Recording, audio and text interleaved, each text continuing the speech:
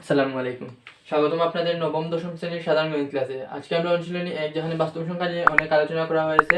তো আজকের পর্বে আমরা প্রশ্ন 22 এবং প্রশ্ন 23 সমাধান করে দেওয়ার চেষ্টা করব। এর আগে আমি বলে নিই যে যারা বেসিক ক্লাস দেখেননি তাদেরকে বলবো বেসিক ক্লাসটি কমপ্লিট করে তারপর এই প্রশ্নগুলো দেখবেন, তাহলে সহজেই আপনারা সমাধান করতে পারবেন। এবং এর আগে যে আমরা 21 নম্বর পর্যন্ত সলভ করেছি সব ম্যাথের সম্পূর্ণ ম্যাথের আপনি একটা হাইলাইটস এখানে পাবেন, যে এই সৃজনশীল আগের ম্যাথের একটা হাইলাইটস বলতে পারেন, কারণ আমরা এগুলা আগেও আমরা সমাধান করে দিয়েছি। তো তারপরে আমি প্রশ্ন 22 আপনাদের সমাধান করে দিব, যাতে আপনাদের সৃজনশীল আনসার করতে কোনো প্রবলেম না হয়। তাহলে কিভাবে আমরা সৃজনশীলটা আনসার করব সেই টিপসটা আমরা দেখে নিব। তাহলে শুরু করা যাক প্রশ্ন 22। প্রথমে আমরা প্রশ্নটি পড়ে নিই, যে বলা হয়েছে √5 ও 4 দুইটি বাস্তব সংখ্যা। আমরা জানি যে কোনো মানে আমরা যেটা কল্পনা করতে পারি সেগুলো হচ্ছে বাস্তব সংখ্যা। তাহলে √5 এবং 4 হচ্ছে আপনার দুইটি বাস্তব সংখ্যা। এখানে তিনটি প্রশ্ন আছে, যে প্রথমে বলা হয়েছে কোনটি মূলদ এবং কোনটি অমূলদ নির্দেশ করো। একদম সহজ, দুই লাইনে শেষ হয়ে যাবে। তারপরে হচ্ছে √5 ও 4 এর মধ্যে দুইটি অমূলদ সংখ্যা নির্ণয় করো, তাও সহজ, আমরা এর আগে এটা সলভ করেছি। তারপর হচ্ছে প্রমাণ করো যে √5 একটি অমূলদ সংখ্যা। সেই প্রশ্নটি আমরা এই যে আপনাদের বইতে দেখতে পাবেন, যে কত নাম্বার এটা আছে, যে 9 ক নাম্বার এই সেম প্রশ্নই। তারপরে একটা সৃজনশীল যেহেতু দিয়েছে, তাহলে আমরা কিভাবে আনসার করব সেটা আমরা দেখে নিব। তো প্রথমে আমরা কি করব, ক নাম্বার প্রশ্নটি সমাধান করব। এর জন্য আমি বাকি দুইটা মুছে দিতেছি। আপনারা যদি প্রশ্ন না থাকে তাহলে খাতায় তুলে নেন, আর যদি থাকে তাহলে বই থেকে দেখে নেবেন। তাহলে আমি বাকি দুইটা মুছে দিতেছি। যেহেতু ক নম্বর প্রশ্ন বলা হয়েছে কোনটি মূলদ এবং কোনটি অমূলদ নির্দেশ করো, এই উদ্দীপক থেকেই আমাদের নির্দেশ করতে হবে। তো দেখেন এই জায়গায় √5 এর ক্ষেত্রে 5 কোনোই আমাদের পূর্ণবর্গ সংখ্যা না, আর পূর্ণবর্গ সংখ্যা না হলে এর বর্গমূল অবশ্যই একটা অমূলদ সংখ্যা। সেজন্য আমরা লিখে দিব কি, ক এর সমাধান ক্ষেত্রে আনসারের ক্ষেত্রে ক এর সমাধানটা আমরা কি লিখতে পারি, যে 5 এর ক্ষেত্রে 5 এরকম লিখবেন, 5 পূর্ণবর্গ সংখ্যা নয়। কারণটা কি, 5 পূর্ণবর্গ সংখ্যা নয়, এই কারণেই আমার √5টা মূলদ হবে না। তাহলে আমরা সুতরাং লিখতে পারি কি, সুতরাং √5 একটি অমূলদ সংখ্যা বা পূর্ণ সংখ্যা নয় লিখে আপনারা লিখতে পারেন যে সুতরাং √5 একটি অমূলদ সংখ্যা। তো পূর্ণবর্গ সংখ্যা যেহেতু না, সেজন্যই আমরা সরাসরি লিখতে পারবো যে সুতরাং √5 একটি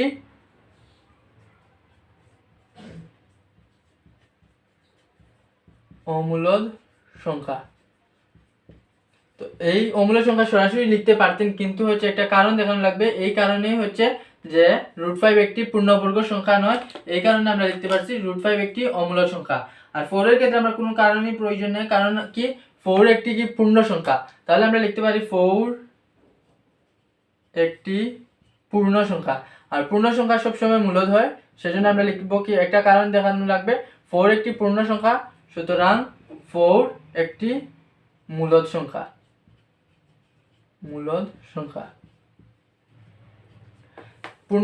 পূর্ণ সংখ্যা হলেই তখনই আমি বলতে পারি যে একটা মূলদ বা অমূলদ। পূর্ণ সংখ্যা যখনই হবে তখনই মূলদ, পূর্ণ সংখ্যা না হলে অমূলদ। আর পূর্ণবর্গ না হলে এই সংখ্যাটার বর্গমূল একটি অমূলদ সংখ্যা, সেটা আমরা এর আগেই দেখে আসছি বেসিক ক্লাসে। তো আশা করি আপনারা ক নাম্বারটা প্রশ্ন বুঝতে পারছেন এবং উত্তরটাও বুঝতে পারছেন। মাত্র 4 লাইন, এই 4 লাইনটা যদি আপনারা লিখতে পারেন 2 মার্ক পেয়ে যাবেন। তাহলে এখন আমরা এর পরের প্রশ্নটি দেখে নিব।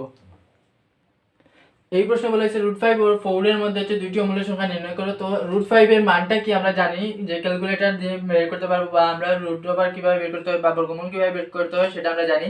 আপনারা √5 এর মানটা লিখে নেবেন। প্রথমে আমরা কি করব, √5 আমরা জানি কত, √5 আসে 2.236067 আচ্ছা ক্যালকুলেটরে আপনারা হিসাব করবেন 23 তারপর 6060 এরকম ডট ডট ডট দিয়ে দিবেন। এখন আমার √5 এর মান জানি, 4 এর মান তো অবশ্যই জানি, এটা পূর্ণ সংখ্যা। তাহলে আমাদের কি বলছে যে এর মধ্যে দুইটি অমূলদ সংখ্যা নির্ণয় করো। তার মানে এই সংখ্যা থেকে আমার বড় হতে হবে, আবার 4 থেকে ছোট হতে হবে। তাহলে আমরা কি করব, আগের একটা প্রশ্ন আমরা যেমন দেখেছিলাম, যে কত নাম্বার প্রশ্ন, 10 এর ক নাম্বার, 10 এর ক এর মতো হুবহু সেম। তাহলে আমরা কি করব, ধরে নিব কি, ধরি যে দুইটি সংখ্যা এ আর আরেকটা সংখ্যা বি। তাহলে এই কোয়েশ্চন আমরা দেবো যে এই মান থেকে একটু বড়, তাহলে আমরা ধরে নিলাম 2.345। কি বলছে, দুইটি অমূল্য সংখ্যা নির্ণয় করতে হবে। তাহলে এই 3.57 ডট ডট ডট দিয়ে দিব, অর্থাৎ এটা হচ্ছে অমূল্য সংখ্যা যা পি বাই কিউ আকারে প্রকাশ করতে পারি না। এমন ভাবে নিতে হবে যাতে পি বাই কিউ আকারে প্রকাশ করা যায় না। তারপর বি এর মান ধরবো আমরা কি, যে এইটা থেকে বড় আবার 4 এর থেকে ছোট, তাহলে আমরা একটা মান দিলাম 3.15271 ডট ডট ডট, এরকম দুইটা মান আমরা ধরে নিব। যেহেতু বলা হয়েছে শুধুমাত্র অমূল্য সংখ্যা নির্ণয় করতে হবে, তাহলে আমরা এই দুইটা মান ধরে নিলাম। এখন হচ্ছে আমাদের প্রমাণ করতে হবে যে কি এই দুইটা হচ্ছে বড়, √5 থেকে বড় এবং 4 থেকে ছোট, এবং এগুলা কি বাস্তব কি অবাস্তব সেটা হচ্ছে আমাদের দেখাতে হবে।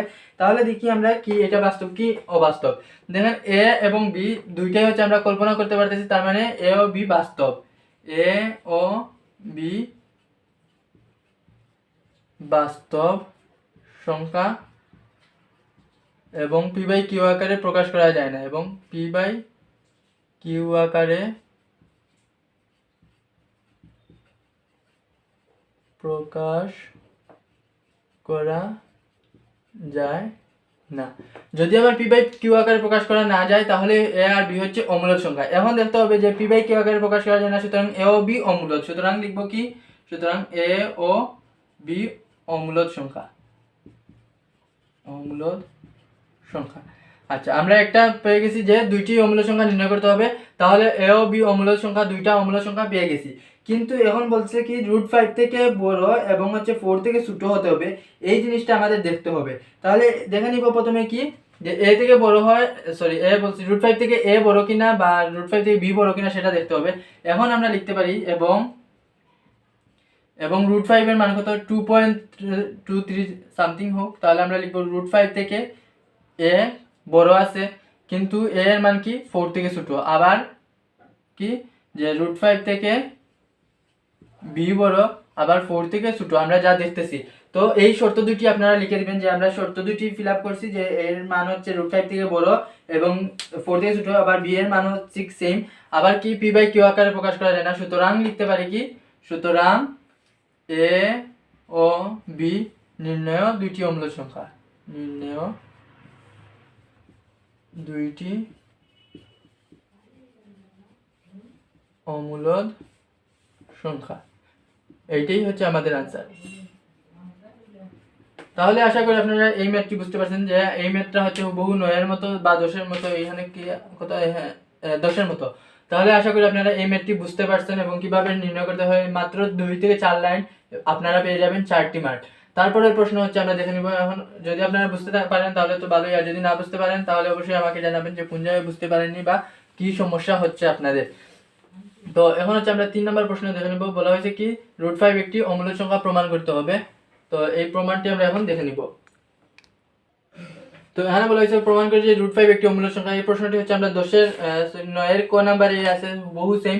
তারপর হচ্ছে আমি বলিতেছি বা আমি 9 ক নাম্বারটি আমি দিতেছি আপনাদের জন্য, যে এই প্রশ্নের সাথে সাথে আমি অ্যাড করে দিব যে 9 ক নাম্বার কিভাবে আমরা সলভ করেছিলাম, ঠিক সেম ভাবে হচ্ছে আপনারা এই ম্যাথটি সলভ করে দিবেন। তো আশা করি আপনারা বুঝতে পারবেন যে কিভাবে আপনারা এই ম্যাথটি সলভ করবেন। আমরা জানি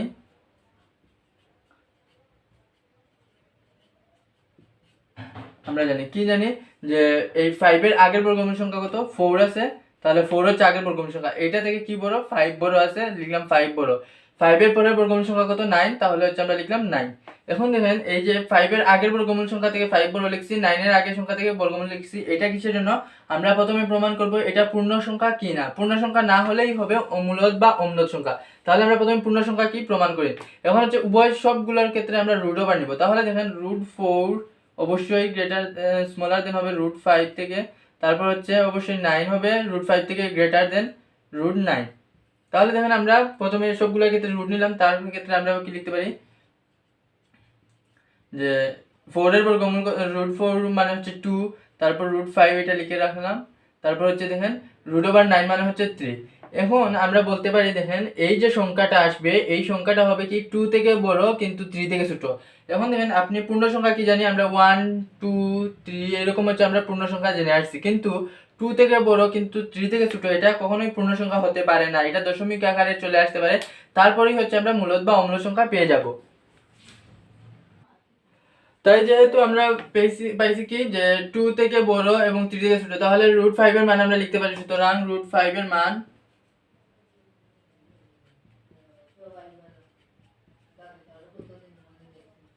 2 থেকে বড় কিন্তু 3 থেকে ছোট। আচ্ছা, এখন আমরা যদি এইটার মান 2 থেকে বড় 3 থেকে ছোট তাহলে অবশ্যই এটা পূর্ণ সংখ্যা হবে না। সুতরাং আমরা লিখতে পারি কি, সুতরাং √5 পূর্ণ সংখ্যা নয়।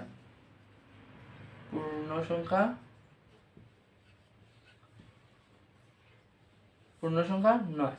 আচ্ছা, যদি √5 পূর্ণ সংখ্যা না হয় তাহলে অবশ্যই এটা কি মূলদ অথবা অমূলদ সংখ্যা। তাহলে আমরা ধরতে পারি কি, তাহলে আমরা বলতে পারি যে সুতরাং √5 মূলদ অথবা অমূলদ সংখ্যা। যেহেতু √5 পূর্ণ সংখ্যা নয় তাহলে এর পরের স্টেপই হচ্ছে আমার মূলদ বা অমূলদ সংখ্যার স্টেপ। তাহলে আমরা লিখতে পারি সুতরাং √5 মূলদ বা অমূলদ সংখ্যা।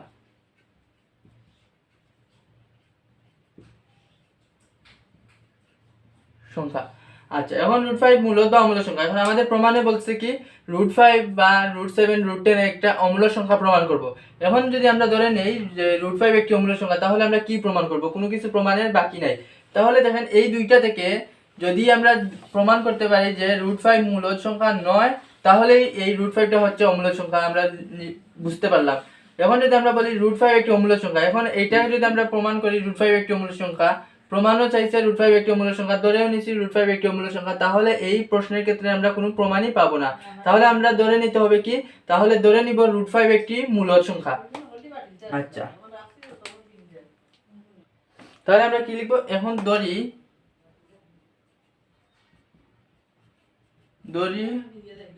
√5 একটি মূলদ সংখ্যা।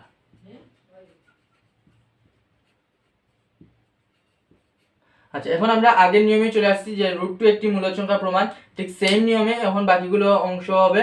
তো আমরা কি লিখলাম? √5 একটি মূলদ সংখ্যা। এখন √5 মূলদ সংখ্যা হলে এখন বাকি অংশটুকু আমরা এই স্টেপ থেকে হচ্ছে আমরা এই উপরের লাইনে করব। তো উপরের লাইনগুলো মুছে দিতেছি, আপনারা খাতায় তুলে নেন। এখন √5 একটি মূলদ সংখ্যা, তাহলে মূলদ সংখ্যার ক্ষেত্রে আমরা কি জানি সংজ্ঞা? তাহলে আমরা যেহেতু আমরা ধরে নিলাম √5 একটি মূলদ সংখ্যা, তাহলে মূলদ সংখ্যার সংজ্ঞা থেকে জানি যে মূলদ সংখ্যা কি p/q আকারে প্রকাশ করা যায়। তাহলে আমরা লিখতে পারি √5 = p/q। কিন্তু এখানে একটা শর্ত আছে, p/q কি হতে হবে? অবশ্যই হচ্ছে সহমৌলিক সংখ্যা হতে হবে এবং q হতে হবে 1 এর থেকে বড়।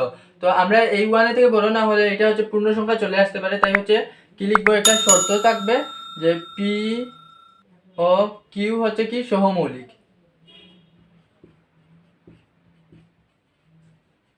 এবং কি q এর মান কত হতে পারবে না? 1 এবং 0 হতে পারবে না। তাহলে আমরা লিখতে পারি q is greater than 1। তাহলে দেখেন আমরা শর্তটা শেষ আমাদের। যদি এই শর্ত মানে তখনই হচ্ছে এটা মৌলিক সংখ্যার একটা শর্ত আসতেছে, তাহলে আমাদের আনসারটি ঠিক আছে যে √5 আমরা ধরে নিয়েছিলাম মূলদ সংখ্যা, আমরা মূলদ সংখ্যা লিখলাম। এখন দেখেন আমরা এই √5 টাকে আমরা তুলে নিতে হবে। তাহলে আমরা কি করব? স্কয়ার করব উভয়পক্ষে। তাহলে √5 whole square = p²/q², p/q whole square.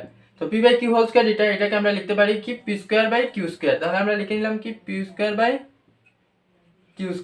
আর √5 এর উপর স্কয়ার = আমরা লিখতে পারি কি, যে এটা লিখতে পারি কি 5 = p²/q²। এখন এই q যদি আমরা এই সাইডে একটা নেই তাহলে কি হয়?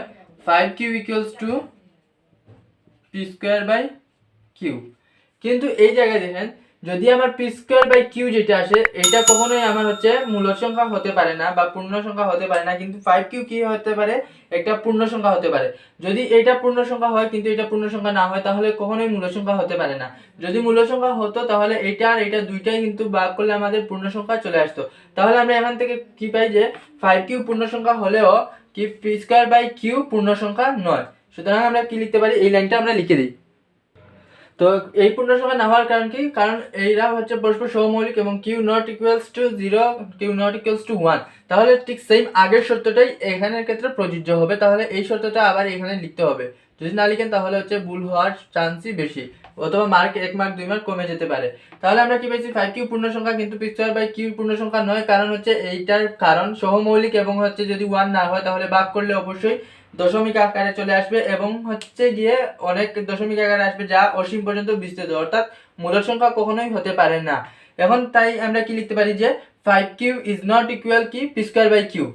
সুতরাং যেহেতু আমার এটা পূর্ণ সংখ্যা এটা পূর্ণ সংখ্যা নয় তাহলে আমরা লিখতে পারি কি 5q is not equal P square by Q. যদি 5 কিউ এটা নট ইকুয়াল হয় তাহলে এটা কোন জায়গা থেকে আসছিল, আমরা ইকুয়াল ধরছিলাম এই জায়গা থেকে, কিন্তু এখানে এসে পাইছি যে কি এখানে নট ইকুয়াল। তাহলে আমরা লিখতে পারি কি √5 কে পি বাই কিউ আকারে প্রকাশ করা যায় না। সুতরাং লিখতে পারি, সুতরাং √5 কে পি বাই কিউ আকারে প্রকাশ করা যায় না। যদি প্রকাশ করা না যায় তাহলে আমরা লিখতে পারি কি √5 not equal P by Q. এখন দেখেন এটা হচ্ছে আমার মূলদ সংখ্যার সংজ্ঞা, কিন্তু এই জায়গায় এসে পাচ্ছি কি এটা √5 মূলদ সংখ্যার সমান হতে পারে না। যেহেতু মূলদ সংখ্যার সমান নয় তাহলে আমরা লিখতে পারি যে √5 একটি অমূলদ সংখ্যা। সুতরাং √5 একটি অমূলদ সংখ্যা। এটাই হচ্ছে আমাদের প্রমাণ। আপনারা এই লাস্টে হচ্ছে প্রমাণিত লিখে দিবেন, যেহেতু প্রমাণ চাইছে তাহলে প্রমাণিত। তো আশা করি আপনারা 9 নম্বর প্রশ্নের ক নাম্বারটি বুঝতে পারছেন, এবং ক এবং গ সেম প্রশ্ন, শুধু এখানে √5 এর জায়গায় √7 হবে, তারপর √7 হোল স্কয়ার, তারপরে এই জায়গায় 5 এর জায়গায় 7 হবে, এখানে 7 কিউ হবে, আর বাকি সব কিছু হচ্ছে সেম। মূলদ সংখ্যার সংজ্ঞাও সেম থাকবে, এইটা না সমান হওয়ার কারণও সেম থাকবে। তো আশা করি আপনারা এই ম্যাথটি বুঝতে পারছেন।